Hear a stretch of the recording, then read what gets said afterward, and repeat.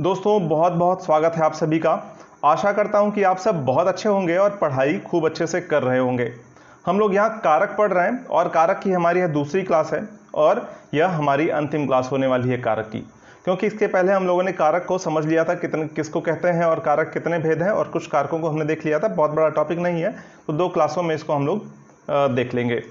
तो कारक हम शुरू करें उससे पहले हम बता दें आपको कि यहाँ पर टेस्ट सीरीज लॉन्च हो गया है कोचिंग जंक्शन का। आप भारत में होने वाली लगभग सभी प्रकार की परीक्षाओं की आप यहाँ पर प्रैक्टिस कर सकते हैं। 1300 से ज़्यादा परीक्षाओं को आप यहाँ पर देख सकते हैं, उनका प्रैक्टिस आप कर सकते हैं। यहाँ पर आपको करना क्या है, testseries.coaching.in पे लॉग ऑन करना है और खुद की एक आईडी बनाकर लॉगिन करके आप वहां से टेस्ट सीरीज ज्वाइन कर सकते हैं। बहुत मामूली सी फीस है, पहला सेट तो आपको फ्री में दिया जा रहा है, आप वहां से देख सकते हैं। यदि आपको लाभदायक लगता है तो जरूर ज्वाइन करें। और यहां पर आपको उस मामूली सी फीस के बाद भी डिस्काउंट आपको दिया जा रहा है। यदि आप कूपन कोड में शशांक लिखते हैं तो आपको एक्स्ट्रा 20% का डिस्काउंट दिया जा रहा है। तो इस कूपन कोड का प्रयोग करें और जल्दी से जल्दी ये डिस्काउंट जरूर लें।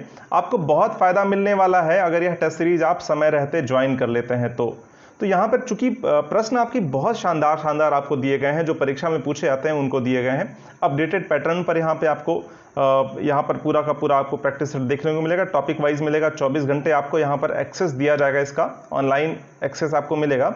यहाँ पर सबसे बड़ी बात है कि पर्सनलाइज परफॉर्मेंस एनालिसिस आपको देखने को मिलता है।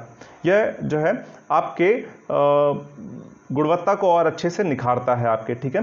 तो यहाँ पर आपकी रैंकिंग भी बताई जाती है कि आपने जिस तरह से क्वेश्चन को किया है, आपकी क्या रैंकिंग है, इंडिया वाइज और स्टेट वाइज आपकी क्या रैंकिंग है, वो सारी चीज़ें यहाँ पर आपको बताई जाती हैं। तो इतने सारे फायदे हैं, जरूर इसको प्राप्त करें। तो चलिए शुरू करते हैं कारक। हम लोग कारक में हम लोग पढ़ रहे थे संप्रदान कारक। संप्रदान कारक हमने देख लिया था, थोड़ा बहुत इसमें रह गया था, उसको हम लोग यहां पर देख लेते हैं। मैंने आपको बताया था कि संप्रदान का अर्थ होता है देना, ठीक है ना, देना। यहां पर को या के लिए का प्रयोग होता है, को या के लिए, ठीक है ना, इसका प्रयोग यहां पर किया जाता है। यह कारक चिन्ह इसका है। हमने क्या देखा था कि जहां पर भी किसी के लिए कार्य किया जाए वहां पर क्या होता है, संप्रदान कारक होता है। जैसे मैंने क्या बताया था कि जिसके लिए कार्य किया जाता है वहां पर क्या हो जाता है, संप्रदान कारक हो जाता है। जैसे मैंने आपको बताया था उदाहरण में, मां बच्चे के लिए खिलौना लाई, खिलौना लाई। अब यहां पर आपने क्या देखा, यहां पर लाने का कार्य किसके लिए हो रहा है, बच्चे के लिए हो रहा है ना। यहां पर लाने का कार्य बच्चे के लिए हो रहा है। और क्या लाने का कार्य हो रहा है, खिलौना लाने का कार्य हो रहा है। और कौन लेके आ रहा है, मां लेके आ रही है। इसका मतलब मां क्या हो गई, कर्ता हो गई, ठीक है ना। और यह संप्रदान हो गया, ठीक है ना। और लाने का कार्य हो गया, यह क्रिया है, ठीक है ना। और कर्म क्या हो जाएगा, खिलौना। तो यहां पर क्या हो रहा है, बच्चे के लिए खिलौना लाने की बात हो रही है। यहां पर के लिए का प्रयोग हुआ है। बात आई समझ में आपको, के लिए या फिर को, यहां पर इन दोनों में से किसी एक का प्रयोग हुआ, तो यहां पर के लिए का प्रयोग हुआ है। आपको समझ में आया, यहां पर कारक चिन्ह क्या है, यहां पर के लिए है, ठीक है ना। तो यह हमने समझ लिया था। और हमको यहां पर एक चीज देखना है, आप नोट करके, जहां तक मैंने कल आपको बताया था उसके नीचे आप नोट करके एक बात और लिख लीजिए साथ में कि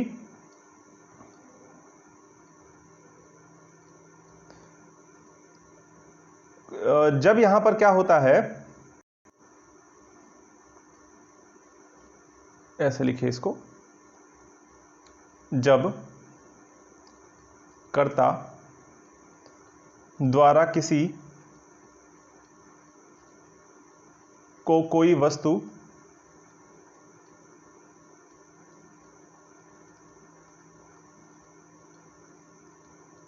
देकर वापस ले लिया जाए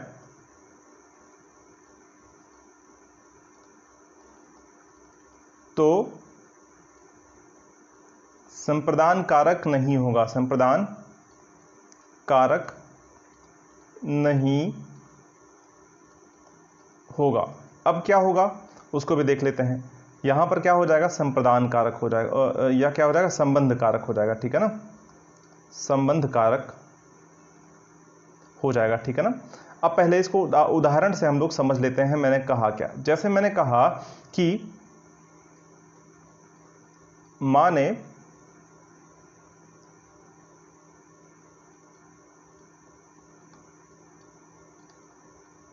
बच्चे को खाना दिया। अब मां ने बच्चे को खाना दिया, यहां पर कारक चिह्न है ना, यहां पर संप्रदान कारक का चिह्न लगा हुआ है, को लगा हुआ है, ठीक है ना। बच्चे को खाना दिया, बच्चे के लिए खाना मां ने दिया, ठीक है ना। लेकिन क्या बच्चे से खाना वापस ले रही है, नहीं ना, तो यहां पर क्या है, संप्रदान कारक हो जाएगा, ठीक है ना। इस बात का ध्यान रखिएगा, संप्रदान कारक, ठीक है ना। लेकिन फिर मैंने लिखा कि रोहन ने धोबी को कपड़े दिए, कपड़े दिए। अब देखिए यहां पर भी को का प्रयोग हुआ है, लेकिन यहां पर संप्रदान कारक नहीं है, यहां पर संबंध कारक हो जाएगा। अभी संबंध को हम समझेंगे आगे, संबंध कारक, ठीक है ना। बात आई समझ में। तो यहां पर संप्रदान कारक नहीं होगा।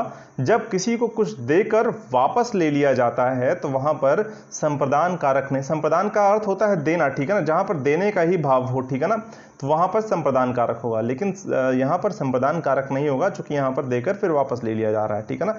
जैसे आपने भिखारी को पैसे दिए, तो भिखारी से पैसे देकर वापस नहीं ना ले लेते हैं, लेकिन आपने किसी को कुछ दिया और उसे वापस ले लिया, तो वहां पर संबंध कारक हो जाएगा, ठीक है ना। तो इस बात का ध्यान रखना है, ऐसे नोट करके इसको लिख लीजिए, और ये उदाहरण भी आप लिख सकते हैं वहां पर। चलिए अब आगे हमको जो देखना है वह क्या हो जाएगा, हमारा अपादान कारक। पांचवा है हमारा अपादान कारक। अपादान कारक कब होगा इसको हम लोग देख लेते हैं। अपादान कारक का पहले कारक चिह्न लिख लेते हैं हम लोग, क्या होगा, तो यहां पर परसर्ग इसका क्या हो जाएगा, से हो जाएगा, ठीक है ना। यहां पर से का भाव क्या हो जाएगा, अलग होने का भाव है, ठीक है ना, अलगाव। बात आई समझ में यहां पर। अब यहां पर हमने परसर्ग लिख लिया इसका, अब इसकी परिभाषा लिख लेते हैं, फिर आपको अच्छे से समझ में आ जाएगा, फिर उदाहरण हम इसका देख लेंगे। यहां पर अपादान का जो अर्थ होता है ना, वो अलगाव ही होता है, अलगाव, ठीक है ना। अपादान का शाब्दिक अर्थ भी यही होता है, अलगाव, ठीक है ना। अब यहां पर क्या हो जाएगा, लिख लीजिए साथ में, जब दो वस्तुओं में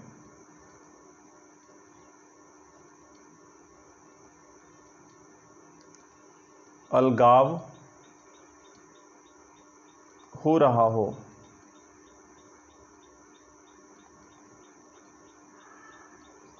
तो वहां अपादान कारक होता है, अपादान कारक होता है। बात आई समझ में। जैसे मैंने एक उदाहरण लिखा,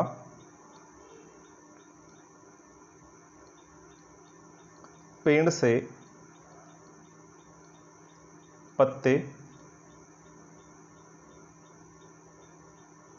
पेड़ से पत्ते गिरे।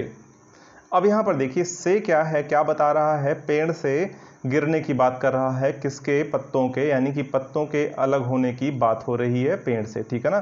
तो यहां पर पेड़ क्या हो जाएगा, जिससे अलग होने की बात हो रही है वह कौन है, पेड़ है, ठीक है ना। तो यहां पर अपादान संज्ञा कौन सी हो जाएगी, पेड़ हो जाएगा, ठीक है ना। तो यहां पर समझ में आई बात। और कारक क्या हो जाएगा, यहां पर से हो जाएगा, ठीक है ना। और कौन सा कारक हो जाएगा, अपादान कारक हो जाएगा, ठीक। मैंने क्या बोला अभी, यहां पर फिर से एक बार बोलता हूं कि यहां पर मैंने ये कहा कि यहां पर कारक चिह्न क्या हो जाएगा, से हो जाएगा, और कारक कौन सा हो जाएगा, अपादान कारक हो जाएगा, ठीक है ना। यहां पर पेड़ से पत्ते गिर रहे हैं, तो यहां पर अपादान कारक की संज्ञा क्या है, पेड़ है, ठीक है ना। इस बात को आपने समझ लिया।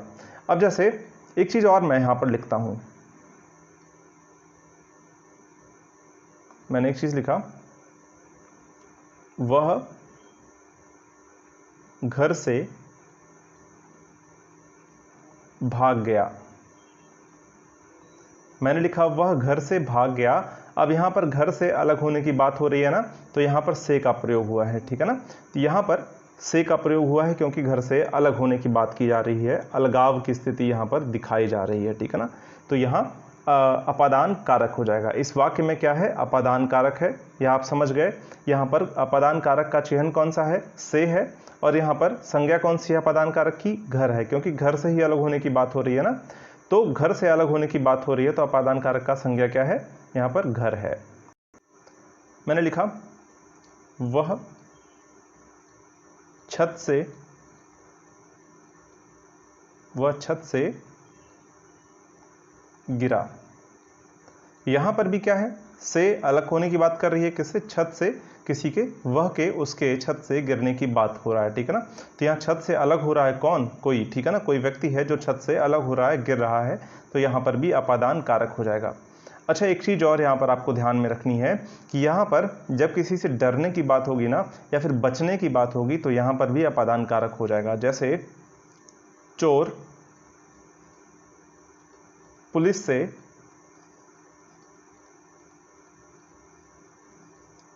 बच रहा है। यहां पर भी देखिए से है ना, इसका मतलब यहां पर भी अपादान कारक का चयन होगा, ठीक है ना। यह तो यहां पर आप लिख भी लीजिए इसको, ठीक है ना, नोट करके यहां पर इसको लिख लीजिए कि जब किसी से बचा जाए, ऐसे लिखिए इसको, ऐसे नहीं, ऐसे नहीं, इसको लिखते हैं हम लोग एक अच्छे से सेंटेंस में, जहां पर डरने या बचने का भाव हो, वहां पर अपादान कारक होता है। बात आई समझ में। तो जैसे मैंने कहा कि यहां पर डरने या बचने का भाव, मैंने कहा कि एक चीज यहां पर लिखा कि जैसे चोर पुलिस से बचता है, मैंने लिखा चूहा बिल्ली से डर गई।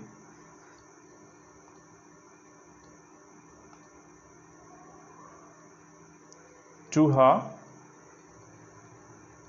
बिल्ली से डर गई। जब मैंने यह लिखा तो यहां पर से का प्रयोग कहां किस लिए हुआ है, डरने से बचने के लिए, डरने से हुआ है ना। यहां पर से का प्रयोग कहां हुआ है, डर गई, ठीक है ना, बिल्ली से डर गया कौन, चूहा डर गया, ठीक है ना। तो यहां पर से का प्रयोग हुआ है, और यह से क्या है, अपादान कारक के लिए चिन्ह यहां प्रयोग हुआ है, ठीक है ना। यहां पर पुलिस से बचने की बात हो रही है, तो यहां पर भी क्या हुआ है, अपादान कारक का चिन्ह यह से हो जाएगा, ठीक है ना। यहां पर आपने यह देख लिया, जहां पर डरने या बचने का भाव होगा वहां पर भी अपादान कारक हो जाएगा। एक और सेंस में अपादान कारक का प्रयोग होता है, वह क्या है, एक और भाव में अपादान कारक का प्रयोग होता है, वह क्या है कि जब किसी से आप शिक्षा या दीक्षा प्राप्त करते हैं तो वहां पर भी आप अपादान कारक का प्रयोग करते हैं। जैसे मैंने लिखा, मैंने अपने गुरु से विद्या सीखी। किसी भी प्रकार की विद्या मैंने सीखी। अब यहां पर भी सीखने की बात आई है ना, शिक्षा लेने की बात आई है ना, तो गुरु से हमने सीखा, यहां पर भी क्या हो जाएगा, अपादान कारक आपका हो जाएगा, ठीक है ना। तो इसका आप ध्यान रखिएगा। तो ये कुछ चीजें हैं जो आपको ध्यान में रखनी चाहिए, आप ऐसे लिख लीजिएगा यहां पर नोट बनाकर। जब क्या हो, यहां पर आपका शिक्षा लेने या देने की बात आए तो वहां पर भी क्या होता है, अपादान कारक होता है, ठीक है ना। यहां पर भी से का प्रयोग हुआ है और यहां पर अपादान कारक हो जाएगा। लिख ही लेते हैं चलिए इसको, जहां पर शिक्षा प्राप्त करने का भाव हो, वहां पर भी क्या हो जाता है, वहां पर अपादान कारक होगा। ठीक है ना, इस बात का आपको ध्यान रखना है। जैसे मैंने एक और सेंटेंस यहां पर लिखा, उसने दिनेश से हिंदी सीखा। अब यहां पर भी से है ना, और सीखने की बात आई है, तो यहां पर क्या हो जाएगा, आपका अपादान कारक हो जाएगा। एक चीज और यहां पर समझ लीजिए, एक और यहां पर नोट बनाकर लिख लीजिए कि जब यहां पर नदियों से, नोट है ये, नोटा नहीं, ठीक है ना, नदियों का उद्गम होगा कहीं से, तो वहां पर भी क्या होगा, अपादान कारक होगा। जब, ऐसे जब नहीं, ऐसे लिखिए इसको, नदियों के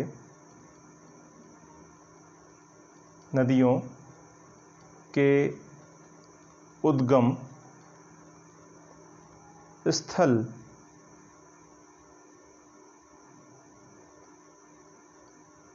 के लिए भी अपादान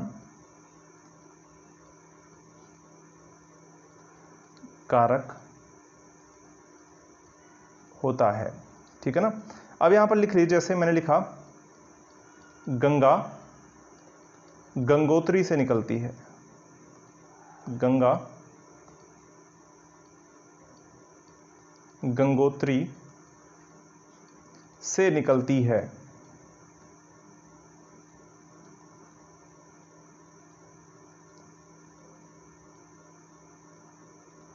निकलती है, यहां पर भी देखिए अब क्या हो रहा है, से का प्रयोग हो रहा है ना, तो यहां पर भी आपका अपादान कारक हो जाएगा। ठीक है ना, इस बात का आपको ध्यान रखना है। अब जो अगला कारक हमारा है वह क्या हो जाएगा, संबंध कारक, हमको देख लेना है। छठा है हमारा संबंध कारक।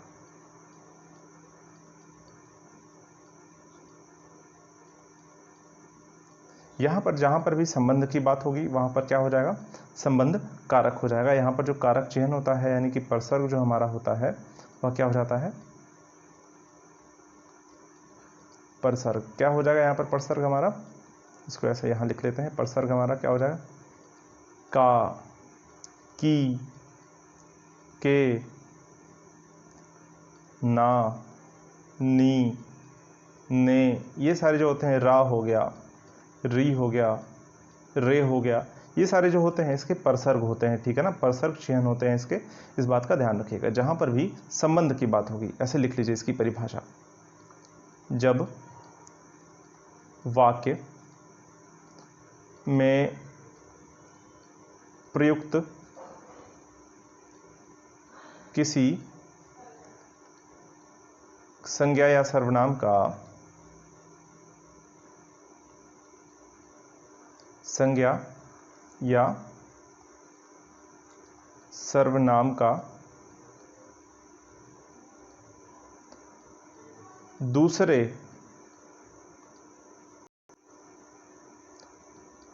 संज्ञा सर्वनाम से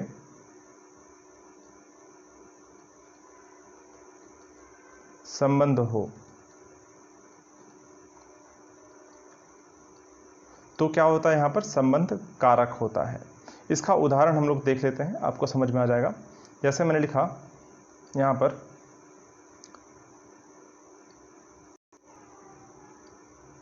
राम दशरथ के पुत्र, दशरथ के पुत्र हैं। ठीक है ना, तो यहाँ पर के का प्रयोग हुआ है, यहाँ पर संबंध बताने के लिए हुआ है। दशरथ के पुत्र के विषय में यहाँ पर बताया जा रहा है, राम के विषय में बताया जा रहा है, और यहाँ पर संबंध बताया जा रहा है दोनों में। ठीक है ना, तो यहाँ पर क्या हो जाएगा, संबंध कारक आपका हो जाएगा। इतनी बड़ी बात नहीं है, ये आपको समझ में आ गया होगा। ठीक है ना, तो जैसे एक दो उदाहरण से और इसको समझ सकते हैं, जैसे सीता राम की पत्नी है। ठीक है ना, तो यहाँ पर की का प्रयोग हुआ है, यहाँ पर भी संबंध बताने का काम हो रहा है, तो यहाँ पर भी क्या हो जाएगा, संबंध कारक आपका हो जाएगा, ठीक है ना। जहाँ पर भी संबंध की बात होगी वहाँ पर क्या हो जाएगा, संबंध कारक हो जाएगा, और यह कारक चयन क्या हो जाएगा, संबंध कारक का चयन हो जाएगा, ठीक है ना। का, की, के, रा, री, रे, ये सब जो होता है संबंध कारक का चयन होता है, ठीक है ना। बहुत आराम से हम लोग समझ रहे हैं और एक एक करके सब कुछ यहाँ पर समझते हुए चल रहे हैं। संबंध कारक भी हमने देख लिया। अब जो हमको देखना है वह क्या देखना है, यहाँ पर एक चीज़ और मैं इसके पहले बता दूं, अभी मैं आपको यहाँ पर आगे बताऊं, एक दो उदाहरण से इसको और थोड़ा सा और समझ लेते हैं, कारण कि थोड़ा सा और कन्फ्यूज़न होता है। यहाँ पर संबंध की स्थिति आई तो एक उदाहरण और मैं यहाँ पर दे देता हूँ आपको। जैसे मैंने लिखा है यहाँ पर, रोहन की पेंटिंग खूबसूरत है, ठीक है ना। रोहन की पेंटिंग खूबसूरत है, इस दशा में भी की का प्रयोग हुआ है ना, तो यहाँ पर भी संबंध कारक होगा, इसका जो है ध्यान रखिएगा। अब जैसे मैंने लिखा, कवि की कविता यथार्थवादी है, यथार्थवादी है। अब मैंने यहाँ पर की का प्रयोग किया है, यहाँ पर भी संबंध कारक हो जाएगा। आप यहाँ पर पति पत्नी भाई बहन वाले रिश्ते ही मत ढूंढिएगा। यहाँ पर कवि का संबंध कविता से है, ठीक है ना। तो और इस तरह से रोहन की का संबंध किससे है, पेंटिंग से है, तो यहाँ पर इसका भी विशेष ध्यान रखिएगा, ठीक है ना। तो इस तरह से भी यह क्या हो जाएगा, आपका संबंध कारक हो जाएगा, ठीक है ना। तो इतना आप देख कर चलिएगा इसको। अब यहाँ पर हम संबंध कारक ने हमने देख लिया, अब अधिकरण कारक देख लेते हैं। सातवां हमारा क्या हो जाएगा, अधिकरण।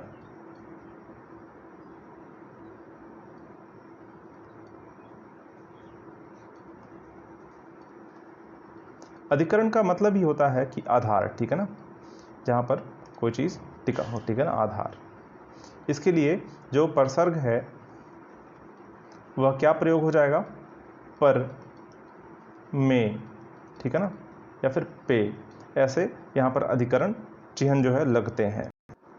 परिभाषा इसकी क्या लिख लें हम, कि आधार को सूचित करने वाले ऐसे लिखें, करने वाले संज्ञा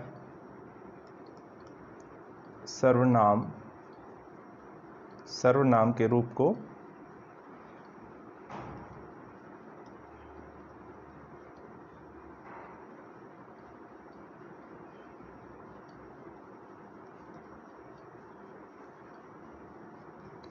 अधिकरण कारक कहते हैं, कारक कहते हैं। जैसे मैंने एक उदाहरण लिखा यहाँ पर, मेज पर पुस्तक रखी है। मैंने लिखा कि मेज पर पुस्तक रखी है, यहाँ पर जो है ना वह किसी आधार की बात हो रही है ना, मेज आधार है पुस्तक का, ठीक है ना। मेज पर पुस्तक रखी है तो यहाँ पर का प्रयोग हुआ है, यह कारक चिन्ह है, इसका कारक चिन्ह है ना ये इसका। और कौन सा कारक चिन्ह है, अधिकरण कारक का चिन्ह हो जाएगा, ठीक है ना। मेज क्या हो जाएगा, अधिकरण कारक का की संज्ञा हो जाएगी, ठीक है, क्योंकि मेज पर ही पुस्तक रखी हुई है, ठीक है ना।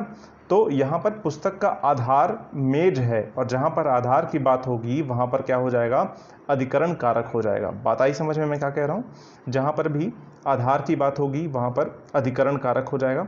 यहाँ पर पुस्तक का आधार मेज है। जैसे एक और उदाहरण मैं यहाँ पर लिखता हूँ,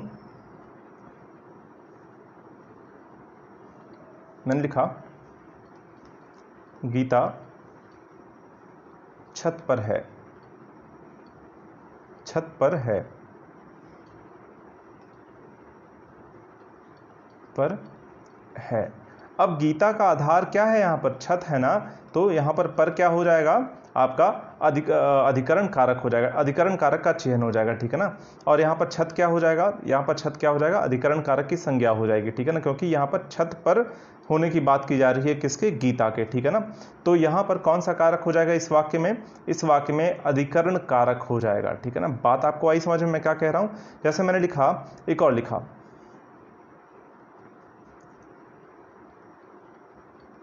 गाड़ी में सामान है।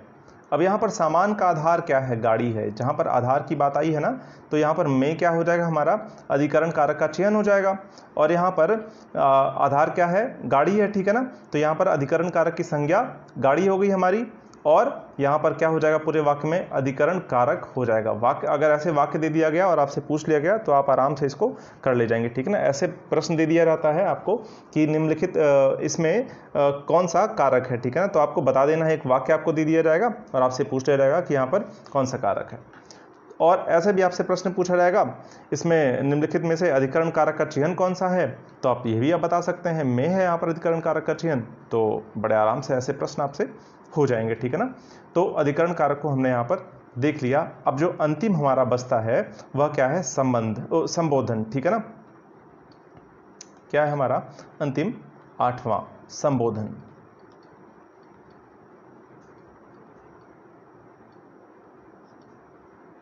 कारक। संबोधन कारक को हम लोग देख लेते हैं। संबोधन का अर्थ होता है जब किसी को आप संबोधित करते हैं, बुलाते हैं। इसकी अगर परसर्ग की हम बात करें तो क्या हो जाएगा इसका परसर्ग, यहां पर परसर्ग चिह्न कौन सा हो जाएगा हमारा, हे, हो, अजी,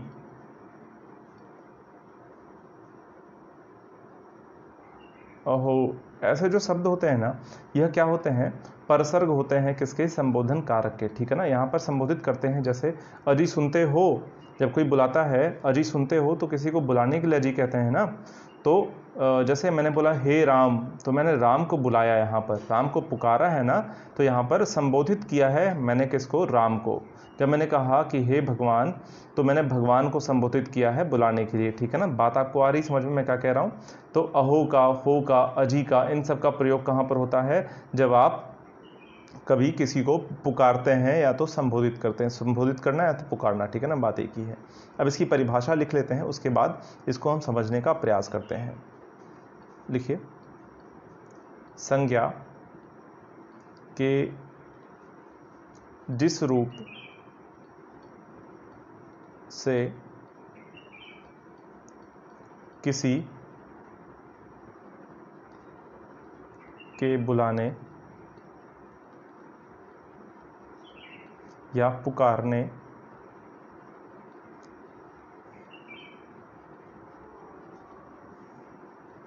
का संकेत हो, किसी को बुलाने या पुकारने का संकेत हो या भाव प्रकट होता हो, तो संबोधन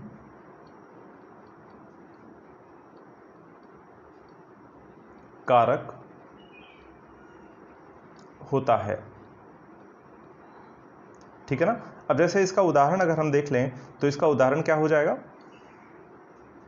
मैंने मान लिया लिखा यहां पर, हे प्रभु, एक मिनट, यहां पर मैंने कहा हे प्रभु अब क्या होगा।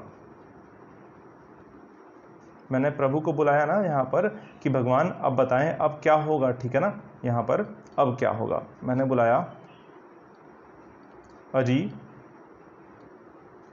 सुनते हो। मैंने यहाँ पर किसी को बुलाया ना अजी कह के, तो यहाँ पर क्या हो गया, मैंने किसी को संबोधित किया है, ठीक है ना। यहाँ पर किसी को मैंने संबोधित किया है अजी कहकर, ठीक है ना। तो यहाँ पर क्या हो जाएगा, हमारा संबोधन कारक हो जाएगा। जैसे मैंने कहा, यहाँ पर मैं लिखा था कि नहीं, यहाँ पर एक और लिख लीजिए, अरे भी होता है, ठीक है ना। अरे भी साथ में, परसर्ग में अरे भी जोड़ लीजिएगा साथ में। मैंने कहा अरे मैंने कहा क्या, अरे तुम सो गए। यहाँ पर मैंने किसी को कहा है ना, किसी को संबोधित किया है ना अरे कहकर, तो यहाँ पर क्या हो जाएगा, संबोधन कारक हो जाएगा। तो ये सारे जो है उदाहरण इसके हो जाएंगे। जैसे मैंने एक और उदाहरण से आपको समझा दूं इसको। मैंने लिखा कि जैसे, मिटाता हूं इसको, ओहो आप आ गए,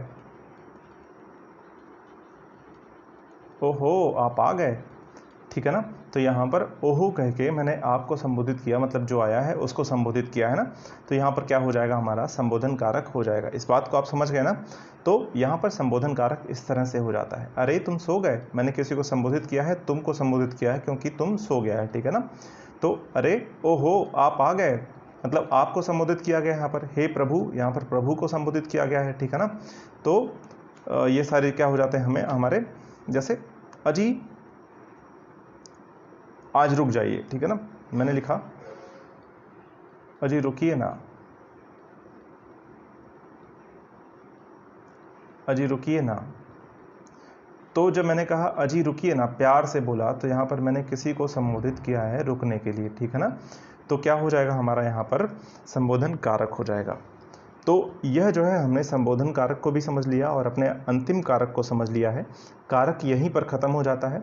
ऐसे ही उदाहरणों से आपके प्रश्न पूछे जाते हैं। ऐसे एक वाक्य लिख दिया जाएगा और आपसे प्रश्न पूछ लिया जाएगा कि इस वाक्य में निम्नलिखित में से कौन सा कारक होगा, ठीक है ना। तो ऐसे आपसे प्रश्न पूछे जाएंगे, फिर कारक चिन्ह दे दिए जाएंगे आपको, काकी के, या फिर आपको ओहो दे दिया जाएगा, या फिर ऐसे कोई एक कारक चिन्ह दे दिया जाएगा आपको, पर दे दिया जाएगा, से दे दिया जाएगा, तो ऐसे ने दे दिया जाएगा। तो ऐसे आपको कारक चिन्ह दे दिए जाएंगे और आपसे पूछ लिया जाएगा कि यह कारक कौन सा कारक है, ठीक है ना। नीचे आपको दे दिया जाएगा कर्ता कारक, कर्म कारक, करण, ऐसे 4 आपको कारक दे दिए जाएंगे और आपसे पूछ लिया जाएगा कि यह कौन सा कारक है, ठीक है ना। तो ऐसे प्रश्न आपसे पूछे जाते हैं कारक से, बहुत आसान होते हैं, आप आसानी से इनको कर लेंगे। इस क्लास को ज़्यादा से ज़्यादा तक लोगों तक शेयर करें और अपने विचार हमको कमेंट बॉक्स में ज़रूर बताएं। आप इस टेस्ट सीरीज़ को ज़रूर ज्वाइन करिए जो अभी मैंने आपको कुछ देर पहले बताया। और आप छूट चाहिए आपको तो आप कूपन कोड भी इस्तेमाल कर सकते हैं, शशांक कूपन कोड है, आपको 20% का एक्स्ट्रा डिस्काउंट वहाँ पर दिया जाएगा। बहुत सस्ती फीस है, आप इसको ज़रूर ज्वाइन करिए। चलिए पढ़ते रहिए, मुस्कुराते रहिए। जय हिंद। कल अपनी दूसरी क्लास होने वाली है, यह टॉपिक हमारा कंप्लीट हो गया है।